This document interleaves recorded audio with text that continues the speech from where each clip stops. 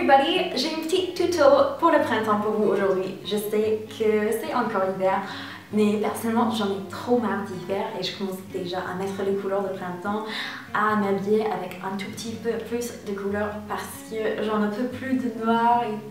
Quand au début, l'hiver-automne, j'ai trop hâte de remettre ces couleurs et puis à la fin, j'en peux plus, j'ai hâte pour la prochaine saison. En plus, j'ai hâte qu'il fasse plus beau tous les jours. Si vous n'êtes pas abonné à ma chaîne, je suis une américaine qui habite en France et qui aime bien papoter avec mes abonnés sur le maquillage. Donc n'hésitez pas à cliquer juste ici pour vous abonner, c'est gratuit, vous aurez des nouvelles de moi à chaque fois que je fais une vidéo. Et on va commencer tout de suite avec cette petite look que j'espère vous plaira. Je vais commencer avec le BB crème All-in-One de chez The Body Shop parce que je vous avais dit dans mon vidéo sur les fonds de teint que la couvrance n'était pas du tout très fort, c'était très légère.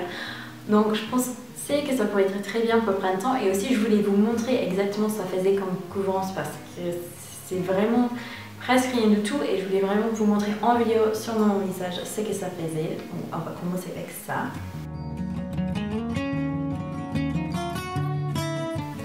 En fait, ça couvre vraiment pas grand chose et j'hésiterais à la recommander parce qu'en plus il n'y a pas de SPF. Alors s'il y avait une petite SPF, une petite protection contre le soleil et c'était un couvrance très fin, voilà, ça serait pas mal, mais je trouve que c'est assez cher vu le couvrance que ça fait. Comme vous pouvez certainement voir, j'ai encore des petits boutons par ici. On peut voir les petites marques là où j'avais des boutons il y a longtemps, les petites cicatrices. On voit bien les contours du nez, sous les yeux, tout ça. Pour les boutons, je vais commencer avec le concealer Fit Me de chez Maybelline. Je vais juste mettre sur les petits points, juste tout légèrement.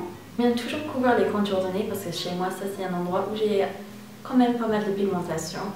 Mais je l'avais pas quand j'étais plus jeune, donc si vous n'avez pas trop de pigmentation dans certains endroits, c'est pas la peine de le couvrir, même si toutes les youtubeuses le font. En fait, il y a beaucoup de femmes et surtout des jeunes filles qui croient qu'il faut tout couvrir en fait. Surtout avec le fond de teint, elles aiment bien qu'il y ait une haute couvrance, soit tout couvrir comme une masque tout de suite, comme ça on ne verrait pas leur peau.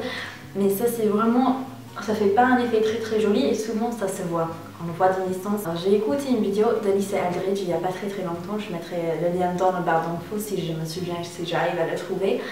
Mais elle a expliqué que la plupart des femmes, elles croyaient qu'elles avaient besoin d'une couvrance sur leur peau vers 80%, elles croyaient que presque toute leur peau était dépigmentée et tout, mais en réalité, si elles couvraient juste les petits points, là où il y en avait un tout petit peu trop, c'était suffisant. Normalement, c'était plus vers 20% en réalité, et pour donner un effet plus réel du maquillage, c'est tellement mieux de couvrir seulement là où on a vraiment besoin pour que ça soit plus unifié, mais c'est vraiment pas la peine de couvrir tout son visage avec un fond de teint de très haute couvrance. Parce qu'après on cache le joli peau, le vrai peau qui respire, qui est en bonne santé, on est en train de le couvrir, ce qui est dommage. Je prends The Erase Paste de chez Benefit dans le couleur Fair numéro 1. Je mettrai juste sur les yeux.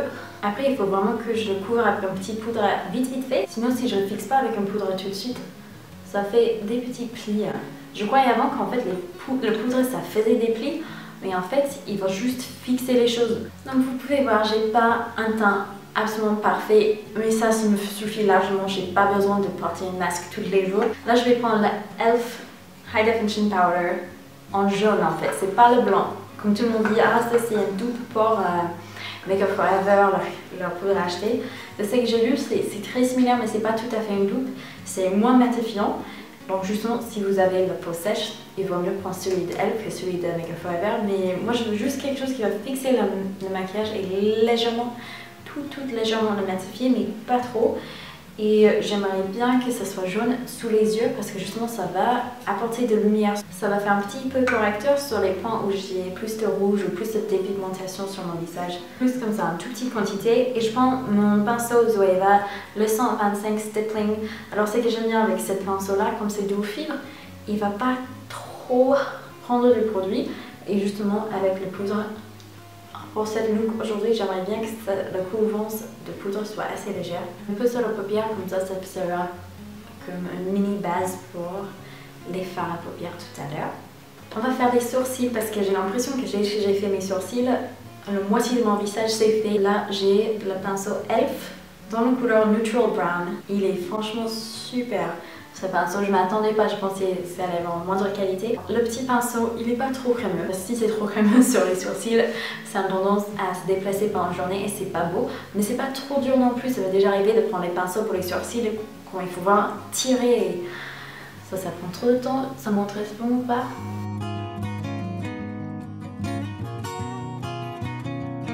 Je vais prendre l'autre embout, c'est le petit goupillon et je vais bien étaler le produit. Et aussi brosser un petit peu mes sourcils. Là j'ai vraiment besoin de les refaire. Mais pour le moment ça me suffit. Je vais juste remplir là les petits trous. Bien étalés. Et on va faire simple pour les sourcils aujourd'hui. On va pas prendre la tête. Je vais prendre la e.l.f. Prism Eyeshadow Palette. Et je vais prendre cette petite jaune là. C'est doré. Parce que je ne l'ai pas encore testé. Mais je pense que ça va être très joli. Je vais mettre un peu de bronzer de mon contour kit de chez Sleek dans la couleur light sur les yeux, vraiment juste dans le coin externe. Et je vais tirer un tout petit peu dans le creux. Alors comme ça c'est pas bien beau, donc je vais revenir et je vais super bien estomper tout ça pour que ça se mélange bien ensemble. Je trouve que le plus qu'on estompe les yeux, le plus beau que c'est au final. Si on estompe bien, ça a l'air vraiment beaucoup plus professionnel, on voit moins les petites erreurs d'application. Parce que ça va tout mélanger bien ensemble. Je prends mon corps de chez Shiseido, vite fait. Il est bien, franchement il est vraiment bien, mais vous pouvez trouver des meilleurs pour moins cher. C'est juste que moi je ne vais pas perdre mon temps d'en aller chercher moins cher. Quand j'ai celui-là déjà, j'en ai pas besoin d'une vingtaine, ça me suffit largement. Mais si vous êtes débutante du maquillage, ou même si vous faites un maquillage depuis longtemps, il y a pas mal de marques qui font des super courts cils maintenant. Je sais que celui de chez Kiko, c'est presque un dupe pour celui-là et il est vraiment top. Et je vais prendre un mascara que j'aime pas trop personnellement. Je voulais vous montrer pourquoi. Je me suis dit peut-être si je l'utilise dans un tutoriel, comme ça vous pouvez voir exactement ce que ça va faire. C'est le Lash Sensational somptueux, effet ultra déployé, hydrofuge. C'est vrai qu'il tient toute la journée, ça c'est sûr. J'ai pas des petits flacons qui tombent en journée, j'ai pas les yeux pendant la fin de journée. Mais mon problème avec, c'est que ça sèche pendant que je suis en train de l'appliquer. Donc je vais vraiment du mal à éviter les paquets. Comme d'habitude, on commence en bas, on tire vers le haut. Ça me laisse un joli effet, mais je suis sûre que si ça séchait plus lentement, on pourrait faire des cils énormes, ça serait super joli. Alors encore, ça c'est la version waterproof. J'ai pas encore testé la version normale. Et pour vous dire, j'ai pas trop envie. Je préfère toujours waterproof, comme ça je peux bien mettre sur l'œil sans avoir de problème. Je vais couper la vidéo, mais ça m'a pris super longtemps d'essayer de faire en sorte qu'il n'y a pas trop de paquets. Parce que dès que ça sèche, en fait, ça sèche pendant qu'on est en train de tirer le truc. Donc on ne peut pas refaire pour tirer parce que ça va faire juste plus de mascara sur le paquet qui s'est séché tout de suite. C'est un petit peu prise de tête. Pour vous dire, je préfère largement l'original, celui qui est dans le packaging rose, plutôt que celui-là.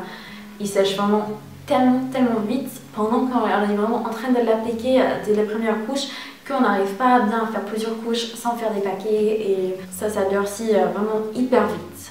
Comme j'ai utilisé ce pinceau pour estomper le contour marron des yeux où on a utilisé le bronzer, je vais encore l'utiliser pour le bronzer juste dans le creux des yeux, juste pour l'appliquer. Après je vais estomper avec autre chose. Je vais vous montrer tout ça.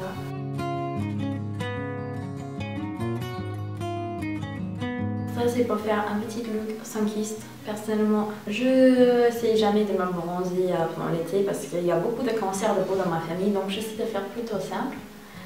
Mais on peut toujours tricher un peu avec un peu de maquillage. J'estompe tout ça avec The e.l.f. Powder Brush de leur gamme Studio. J'adore ce pinceau, il est en train de mourir, il commence à partir le petit manche. Mais il est vraiment bien vérifié, qu'on n'a pas des lignes très dures, que tout est vraiment bien estompé. Et il est tout doux. Moi j'adore. On va mettre un peu de blush, e.l.f. High Definition Studio Blush. Il est vraiment canon cette couleur, c'est dans la couleur Diva. Mais je crois pas que c'est fait pour les peaux très belles comme le mien. Et je m'en sers quand même. Alors tout le monde va vous dire de mettre une toute petite quantité, mais c'est même beaucoup moins que vous pourrez croire. Alors je vais vous montrer sur mon doigt. Est-ce que vous voyez? Ça c'est plus qu'assez pour les 2 jours.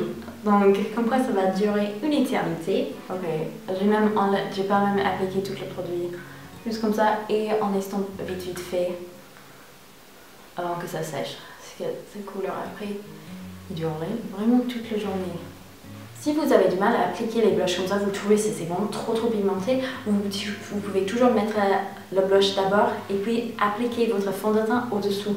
Comme ça, ça va atténuer un peu la couleur, mais ça va durer vraiment très longtemps tout court. Et pour les lèvres, j'ai le Revlon Colorburst Matte Baume dans la couleur Showy Flamboyante 220. Franchement, j'adore cette couleur, j'aurais jamais dit. J'avais trop peur de l'essayer. Et puis on me l'a envoyé et je me suis dit tiens, on va essayer quand même une chose de couleur super jolie mais ça ne m'ira pas et finalement si ça peut aller très bien. Des fois il faut oser avec les couleurs, des fois on se met dans les boîtes, oh c'est pas ma couleur, c'est pas ma couleur. Et puis on la teste et on adore. Alors ça goûte un peu le menthe, donc si vous êtes très sensible au parfum dans nos produits pour les lèvres, c'est bien savoir ça goûte le menthe.